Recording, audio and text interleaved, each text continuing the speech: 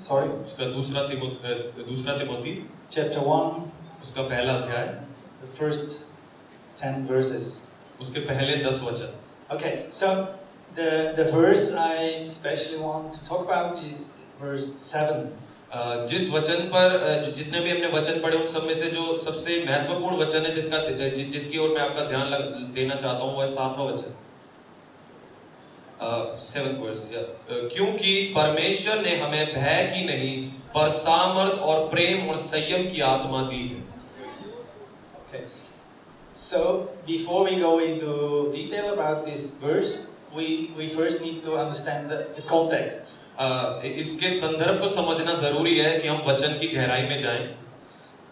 Paul is the disciple of God, and he's traveling around Asia and spreading the gospel. जैसे हम जानते हैं कि पौलुस तिमोथियस से जुड़ा और दोनों सेवकाई करते थे और पूरे एशिया में ये लोग जगह जगह जाते थे और प्रभु की सेवा करते थे. And on one of the travels, Timothy is joining him. और तिमोथियस पौलुस के साथ में जुड़कर सेवा करता था. But afterwards they separate again. उसके बाद में वो लोग अलग हो गए. And then at one point in time, Paul gets arrested, and now he's in prison. और एक समय ऐसे आया कि पौलुस को बंदी गृह में डाला गया और अब वो कैद में है.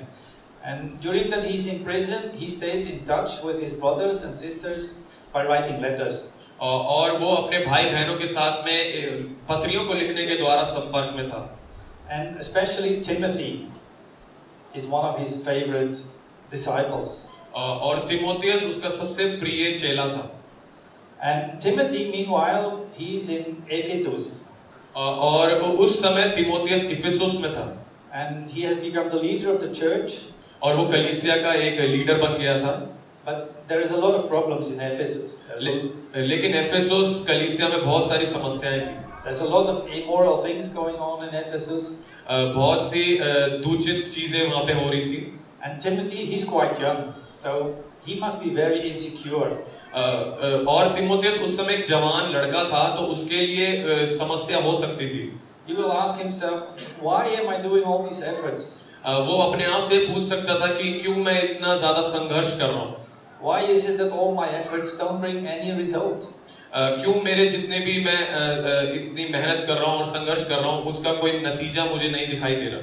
So it's clear that Timothy, he needs some encouragement. तो हम ये पत्री के द्वारा जानते हैं कि तिमोथियस को एक प्रोत्साहन की जरूरत थी.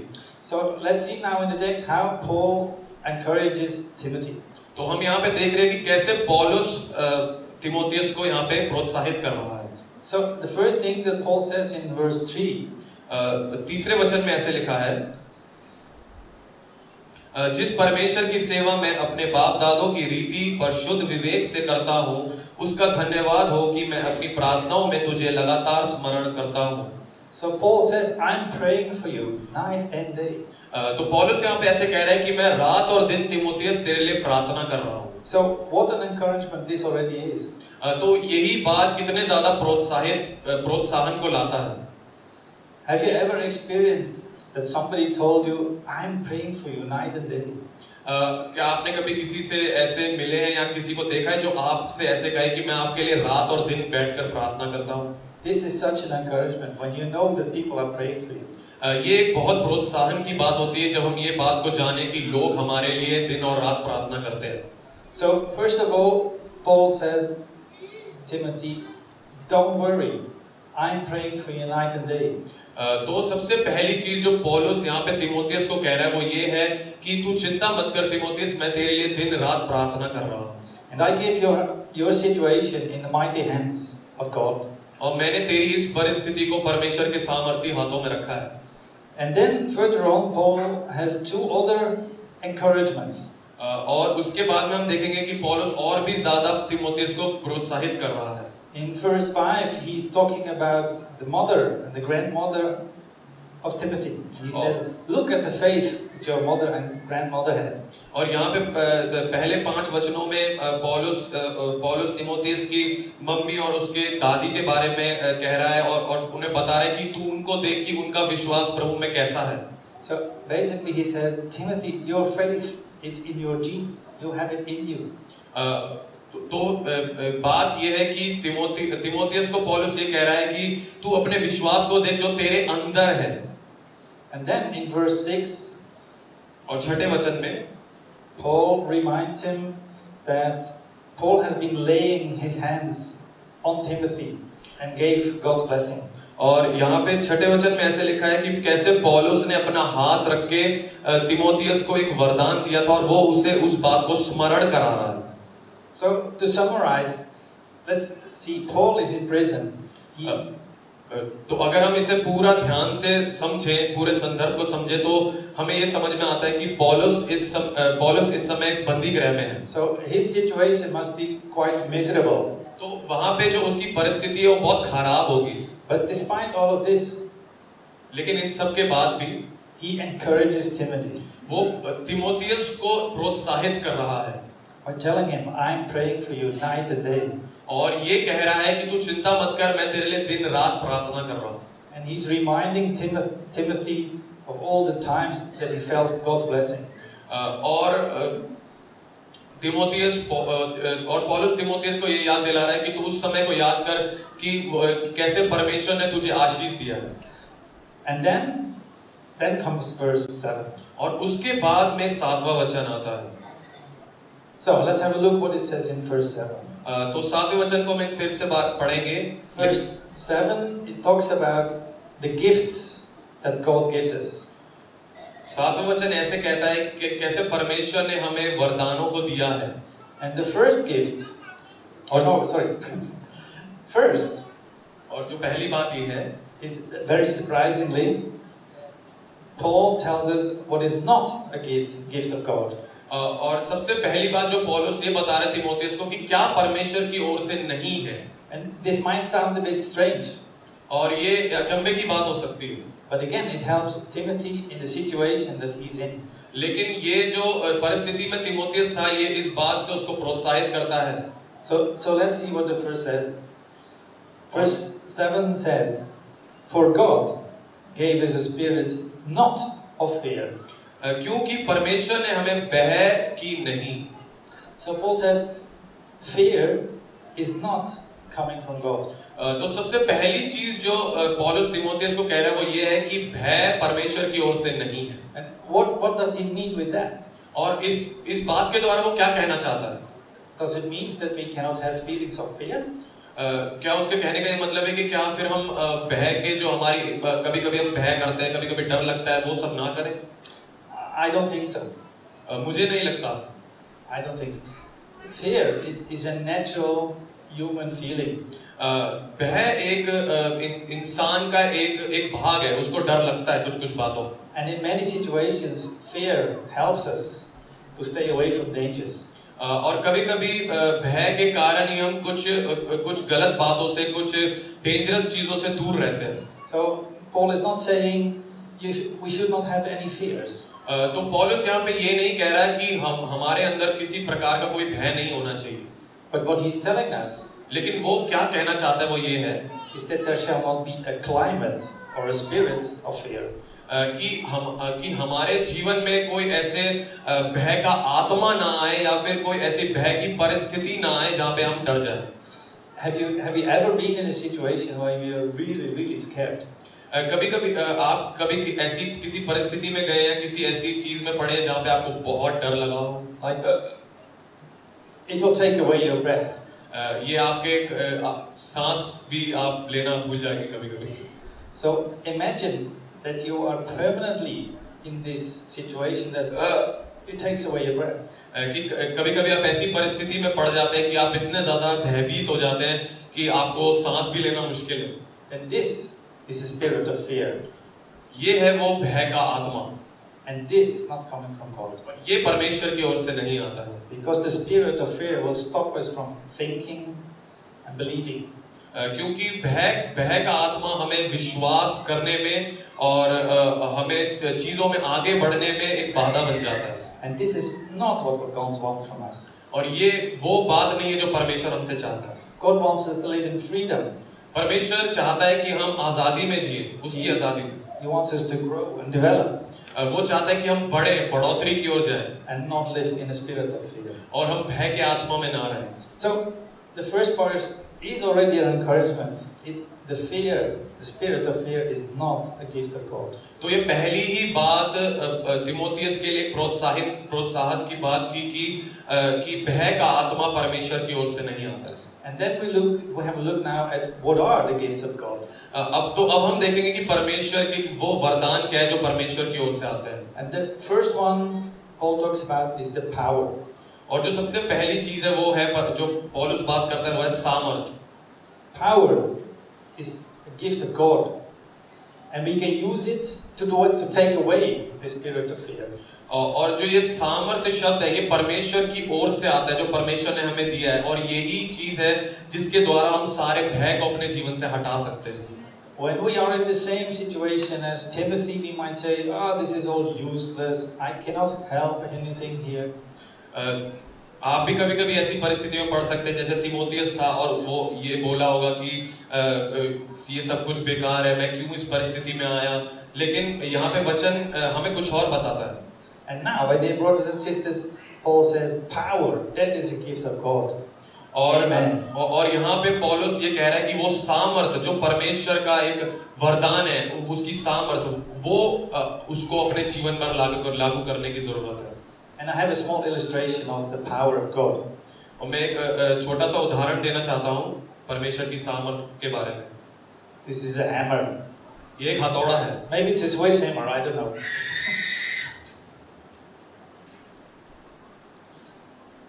The power of God, it helps us in the situations where we feel helpless. जहाँ पे हम असहायक हो जाते हैं वहाँ पे परमेश्वर का सामर्थ हमें सहायता करता है, प्रोत्साहित करता है। So first of all, it's a help for us to take away the spirit of fear. तो जो सबसे पहली चीज है जो पौलुस बताता है सामर्थ, ये सारे भय को हटाने के लिए सामर्थी वचन। And secondly, when we trust that God is in control of the situation, then this gives us confidence. और जब हम ये जानते हैं कि हर एक परिस्थिति में परमेश्वर नियंत्रण में है तो ये हमें और भी ज्यादा दृढ़ करता है और हमें प्रोत्साहित करता है। Because we know no matter how we are and how much failures we make, we are loved by God. We are God's children. तो ये बात मायने नहीं रखती कि हम किस परिस्थिति में हम क्या कर रहे हैं, हम परमेश्वर की संतान हैं, हम परमेश्वर के बच्चे हैं।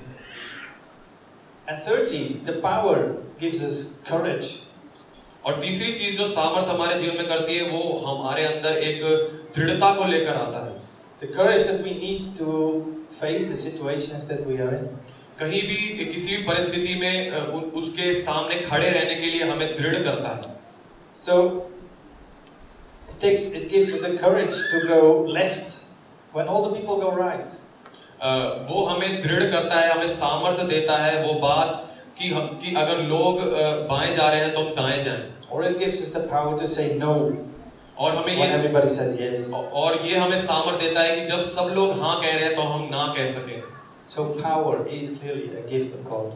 तो जो सामर्थ्य है वो सच में परमेश्वर की ओर से दिया गया एक वरदान है। And it helps us to stand firm in the, we think, hopeless situations that we're in. और हर एक ऐसी नकारात्मक परिस्थिति में हमें खड़े रहने में ये बात सामर्थ्य देती है।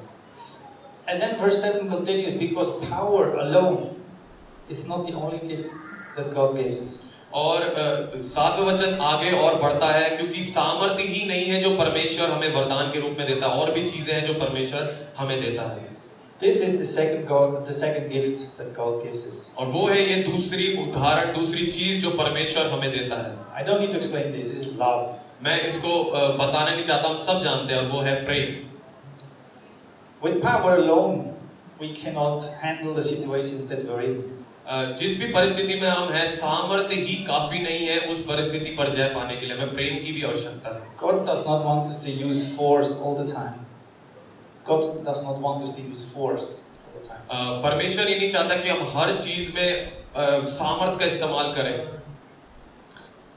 So, in addition to the force, God gives us the gift of love. और सामर्थ्य के साथ साथ परमेश्वर हमें प्रेम का वरदान भी देता है। Now, when in this context we speak about love, और जब इस संदर्भ के अनुसार हम प्रेम के बारे में बात कर रहे हैं तो we don't speak about the love between man and wife in a marriage. हम वो विवाहित जीवन के बारे में बात नहीं कर रहे, Or we don't speak about the love that we see in Bollywood movies. और जो बॉलीवुड मूवीज में हमें वो प्रेम दिखाई देता है वो उनके बारे में बात नहीं कर रहे. But we talk about a fundamental mentality that God gives us. हम उस सोच के बारे में बात कर रहे हैं जो परमेश्वर ने हमें दिया है. God gives us a mentality of understanding other people. परमेश्वर ने हमें एक ऐसा मन दिया है कि हम लोगों को समझ पाएं, उनकी परिस्थितियों को जान पाएं. Accepting other people how they are, who and how they are. जैसे भी लोग हैं, जैसे भी स्वभाव है उनका, जैसी परिस्थिति में वो हैं, उनमें उनको समझ पाएं, वो जैसे हैं उनको उसी परिस्थिति में हम ले पाएं. And appreciating how other people are. और उनको प्रोत्साहित करें, उनको हम उत्साहित करें कि जैसे भी वो हैं. And this creates in us a mentality of being gentle. और ये हमारे अंदर एक दोस्त के साथ में एक दोस्ती में लेकर आता है. And this mentality, it helps us to think and act in a positive and constructive way. और ये बात हमें हर एक चीज में सकारात्मक रीति में चलने में सहायता करता है. And God's gift of love, it enables us to understand how other people are thinking.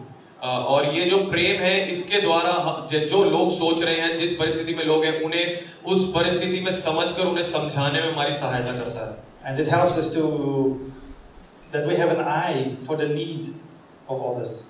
कि हमें वो आँख हो, हमारे पास वो दिल हो कि हम दूसरों की जरूरतों को समझें.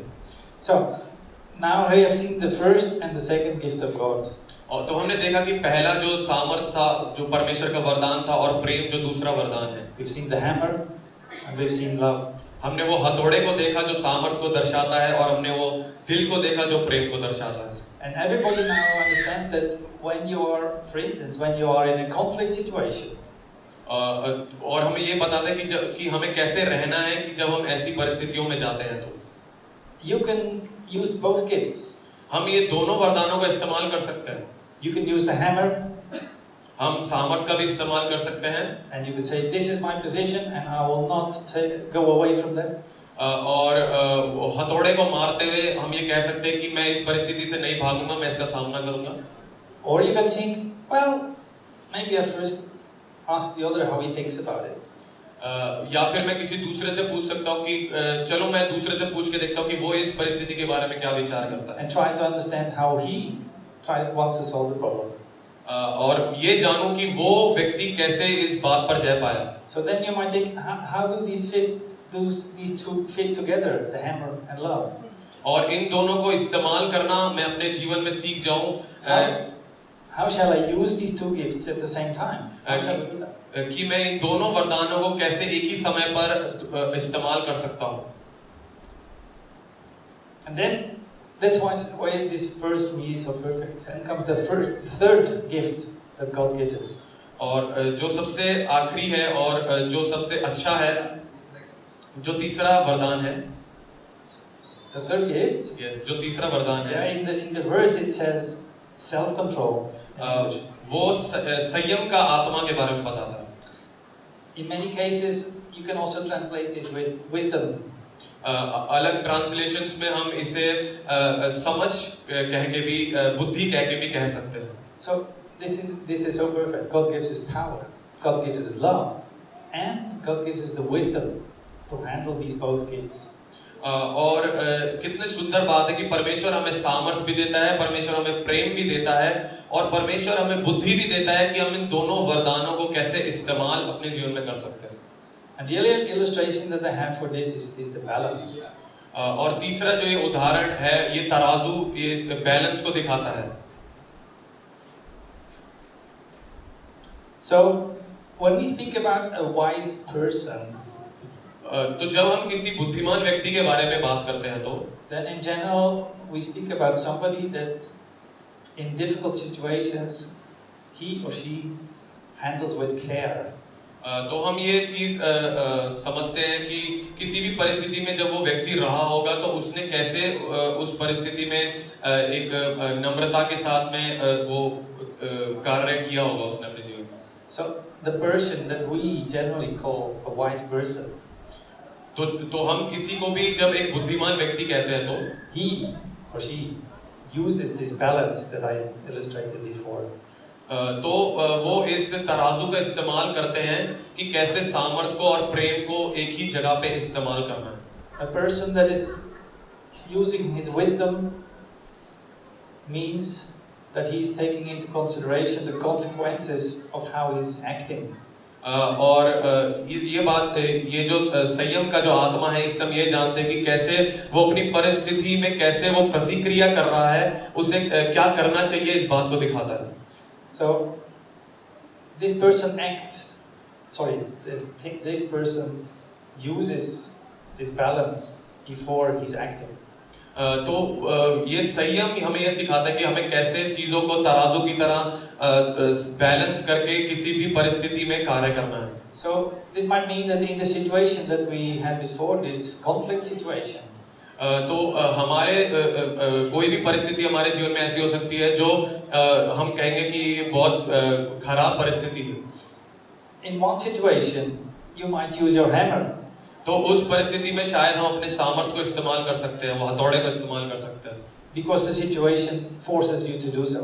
क्योंकि वो परिस्थिति हमें प्रेरित करती है कि हम ऐसा ही करें. But in the other situation, लेकिन किसी दूसरी परिस्थिति में you might think, okay, I first want to know how the other person thinks about this situation. वो हमें ये बात को समझाता है कि चलो हम किसी दूसरे व्यक्ति के पास जाएं और उससे पूछें कि उस व्यक्ति ने कैसे उस परिस्थिति में, जिस परिस्थिति में मैं हूँ, कैसे उसने प्रतिक्रिया करी और कैसे उसने उस परिस्थिति पे जय पाई. So depending on the situation, तो वो परिस्थिति पर निर्धारित है कि कैसी परिस्थिति है. we can change our focus, we can change from hammer to love. हम वो हथौड़े से प्रेम पर आ सकते हैं या प्रेम और कुछ भी इस्तेमाल कर सकते हैं. Or we can increase more hammer or more love.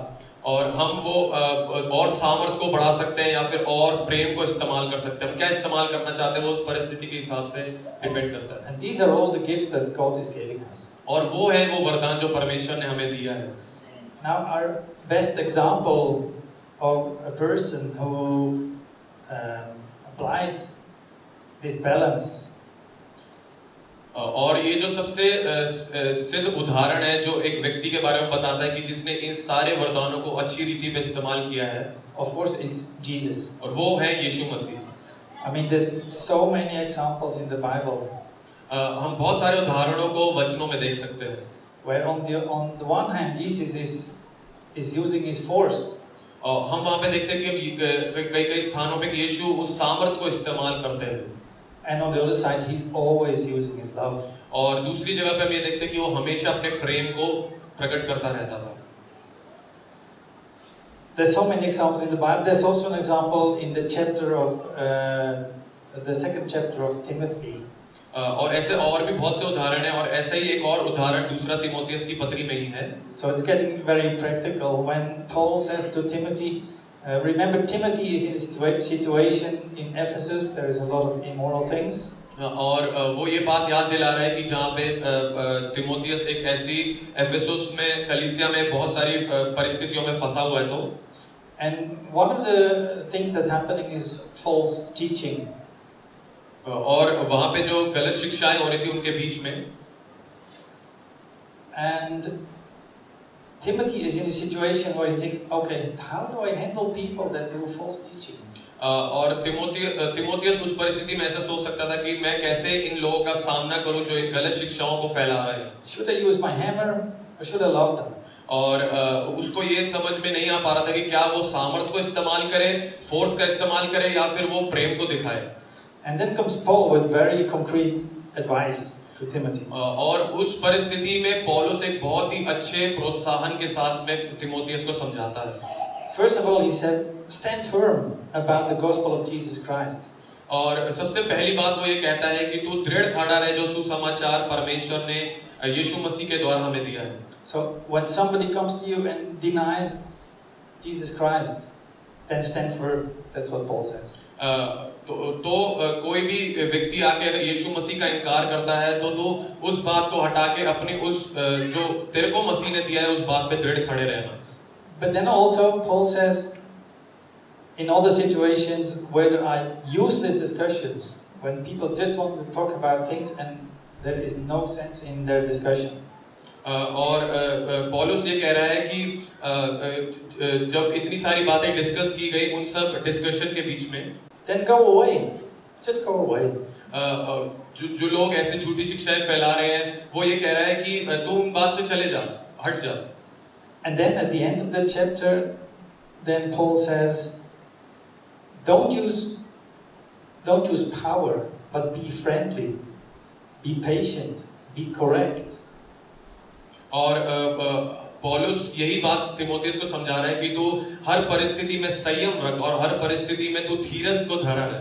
And pray for these people. और इन लोगों के लिए प्रार्थना कर. Because God may lead them in another way.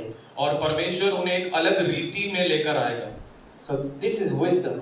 और ये समझ को दिखाता है. Give it into God's hands. Pray for these people, and God will make the change. सब कुछ परमेश्वर के हाथ में सौंप देना और परमेश्वर को कार्य करने देना ताकि परमेश्वर ही सब बातों को बदल दे. So then there I have two final remarks about this verse. और जो मैं आखिरी बातें इस वचन के बारे में बताना चाहता हूँ वो ये है. First, God has given us these three pearls, as I call them, the three gifts. जैसे ये तीन बातें जो परमेश्वर ने एक मोती के समान जो ये वरदान है वो दिए हैं वो ये हैं. And of course He wants us to use it in our own small world. और इस दुनिया में वो चाहता है कि हम इन तीन वरदानों को अपने जीवन में इस्तेमाल करते रहें. But then when we speak about God's wisdom, और लेकिन जब हम परमेश्वर के सामर्थ, परमेश्वर के प्रेम और परमेश्वर के संयम के बारे में बात करते हैं तो then this clearly goes beyond our imagination. तो ये बात जो है हमारी समझ से परे चला जाता है. So we cannot say, okay, now God gave me these gifts and I will control my own little world now. इसका मतलब ये नहीं है कि अगर हमारे पास सामर्थ है, प्रेम है और संयम है तो हम ये तीनों चीजों का इस्तेमाल करके अब हम अपने जीवन को चला सकते हैं. No, God has given us these gifts because He reigns with His power, with His love, and His wisdom. तो इस बात से हमें ये समझ में आता है कि ये जो तीन वरदान परमेश्वर ने हमें दिए हैं वो हमें परमेश्वर के सामर्थ और परमेश्वर के प्रेम और परमेश्वर के संयम के अनुसार इन तीनों वरदानों को इस्तेमाल करना है. So when in a certain situation we pray, then we should ask God to change the situation in the way we think it should turn. तो हम कभी-कभी ये सोचते हैं कि हमारे अनुसार कोई परिस्थिति बदल जाए, लेकिन हम परमेश्वर के अनुसार उस परिस्थिति को देखना शुरू करें कि परमेश्वर इस परिस्थिति पे कैसे कार्य करना चाहता है. Now we have to leave it to God's wisdom how to handle this situation. और हमें परमेश्वर की ज्ञान और बुद्धि की जरूरत है कि कैसे परमेश्वर इस बात को हैंडल करता है. Because God's wisdom is so much bigger than ours. तो और हम ये जानते हैं कि परमेश्वर का जो समझ है वो हमारे समझ से कहीं बढ़कर है. Amen. And the second final thought is that these three things that we talked about, these are truly God's gifts. और दूसरी बात जो ये है वो ये बात है कि ये सच में परमेश्वर के दिए हुए वरदान हैं. In verse 9 of the text it says we can just accept them. और 9वें वचन में ऐसे लिखा है कि ये जो वरदान है हम इसे अपने जीवन में बस ले लें, ऐसे ग्रहण कर लें उसे. And it says that it's not because of our own works. और ये आगे वचन ये बताता है कि हमारे कार्यों के अनुसार ये वरदान हमें नहीं मिले. It's only by God's grace that we receive them. ये परमेश्वर का अनुग्रह है जो हम पर हुआ कि ये वरदान परमेश्वर ने हमें दिए. Now isn't that a great message? Amen. और ये कितना सुंदर वचन है. We can just stand here and thank God that He's giving us these three pearls. हम बस बैठकर या खड़े होकर परमेश्वर का धन्यवाद कर सकते हैं इन वरदानों के लिए जो परमेश्वर ने हमें दिए हैं. And after receiving the gift from God, we can only pass it on in our own small little world that we are in. और इन वरदानों को जो हमें परमेश्वर ने दिए ये तीन वरदान, इसको हम आगे भी लोगों को दे सकते हैं और इसे अपने दुनिया में भी इस्तेमाल कर सकते हैं. And we can only pray that God helps us in the situations that we're in and helps us to apply this wisdom. और हम परमेश्वर की समझ को कैसे किस परिस्थिति में हमें लेकर आना है, इस्तेमाल करना है, हमें प्रार्थना करना चाहिए कि हमें हर परिस्थिति में कैसे चलना है और कैसे बने रहना। Amen.